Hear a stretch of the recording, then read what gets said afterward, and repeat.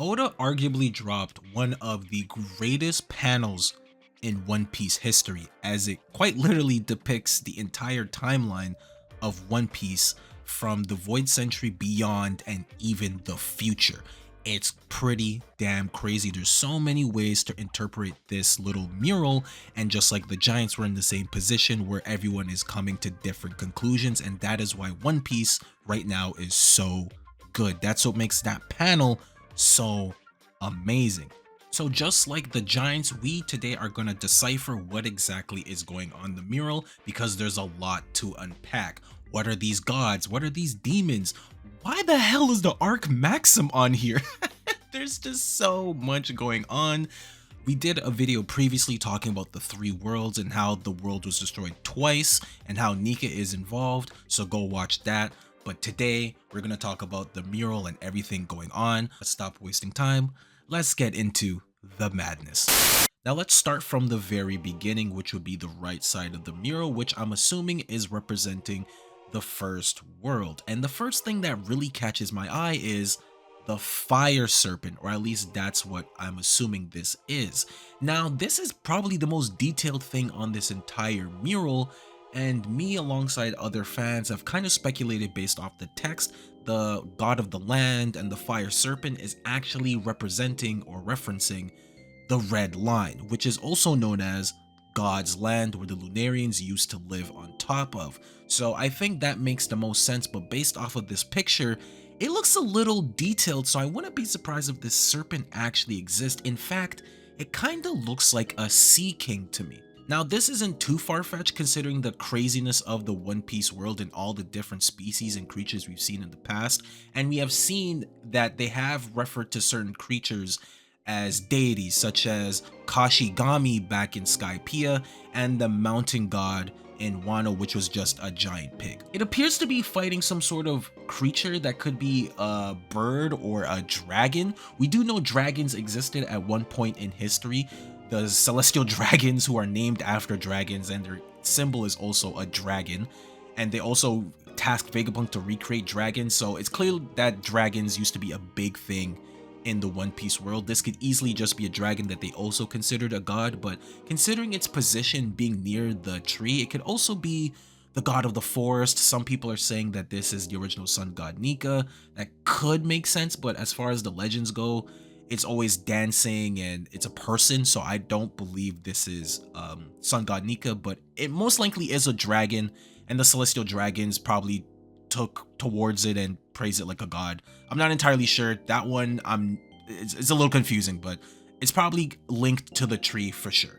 Now, back to the first world. Underneath the serpent, you can see what seems to be a city. This is clearly the city that's being fueled by what I'm assuming to be the mother flame. Now, in the text and a lot of the translations, it says that fire burned within the earth, and you can see people leaving the city and descending downwards. So it looks like these guys might have reached maybe the earth's core or underground, and that's where they discovered the undying flame, the original mother flame, and then they took parts of it and bringing it to fuel the city. And you can see the smoke is coming out of the city, so I think this might also be indicating pollution and how this was destroying the earth.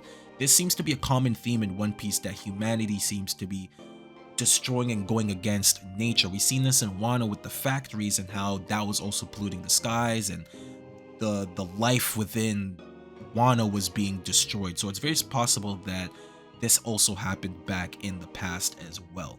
The gears in the city show just how technologically advanced they were back in the day. This could even be the precursor or origin of the ancient kingdom, and it shows just how beautiful the place is, but really underneath, the reality is there are slaves controlling and making sure the city functions just like how it is in Mary Joie.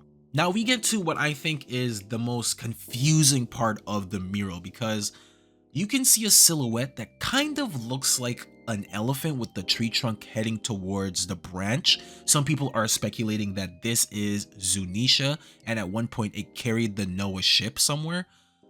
That's possible, but again, I'm not entirely too sure. But you can see the Noah ship within this silhouette alongside two animals, two people, and two other animals I think this clearly indicates the actual biblical reference of the Noah Ark, that where humanity survived on the ship after the flooding and they were able to reproduce and start again. I think this part actually connects the second world and the first world, and that the survivors of the first world were on the Noah ship and then they were able to start life once again after the world was destroyed. But you can see someone clearly with a crown on top with two rows, so I'm assuming that's a boat and they're heading towards the tree. I don't know exactly what's going on here. This could be Emu eating possibly the first devil fruit. It could be one of the sovereigns that we know are meant to guide the world alongside Nika.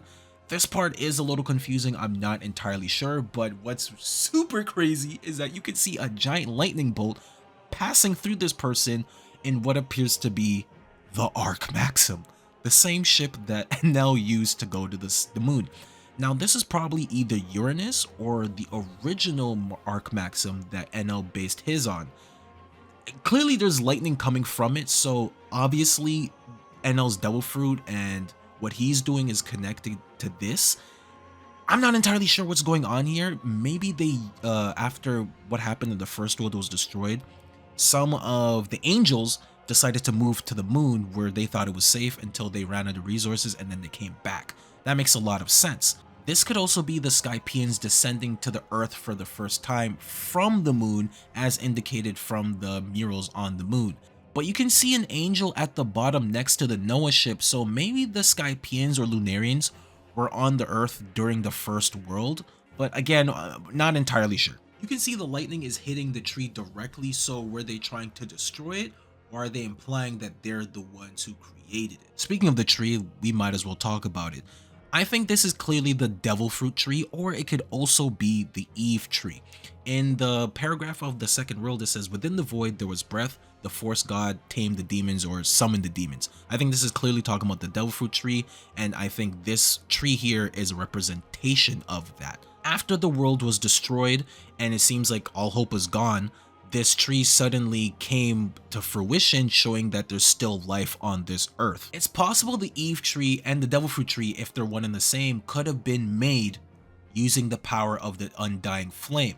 Now, we assuming that Sun God Nika was created through the undying flame from the wishes and prayers of the slaves, so it's possible that that same power was able to create this devil fruit tree where everyone's dreams and prayers were able to be manifested through devil fruits, where every time a devil fruit user is dead, it gets reincarnated into another fruit, thus kind of connecting its power to the undying flame, eternal reincarnation. Because plants use photosynthesis, it's possible that this particular tree absorbed some of the light from the undying flame that was left behind, and obviously created this devil fruit tree or the Eve tree, where light is able to transfer from the top of the tree to the bottom of the ocean floor, reaching Fishman Island. And maybe the dragon bird creature that's on top of the tree isn't actually an embodiment of a god or particular creature, but is just a representation of all the devils that the force god summoned, like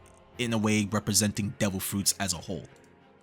However, this dragon seems to clearly be fighting the fire serpent, so maybe these two got in a fight somewhere between the first and second world. Now, the left side of the mural is pretty straightforward. It's just Joy Boy and all of his allies jumping what appears to be Emu and his forces. Of course, this could also represent the third world because of how the page is paneled. The middle could be the second world, the right side is the first world, and the left side is the future, aka the current world, representing Luffy and his allies fighting Emu, or possibly Blackbeard if he comes in and steals the power. This could be the embers of war that was spread by Joy Boy, but honestly it doesn't really matter because history is just going to repeat itself. But let's look at what's going on. Clearly you can see Joy Boy or Nika with a shield that has the same symbol as Alabasta's flag, which also appears to be on one of the boats here. So I'm assuming that boat in the background is Alabasta. Right underneath them is clearly Wano. In front of them might either be the ancient giant oars, or if it's depicting the third world, it could be Loki, because it does look like Loki.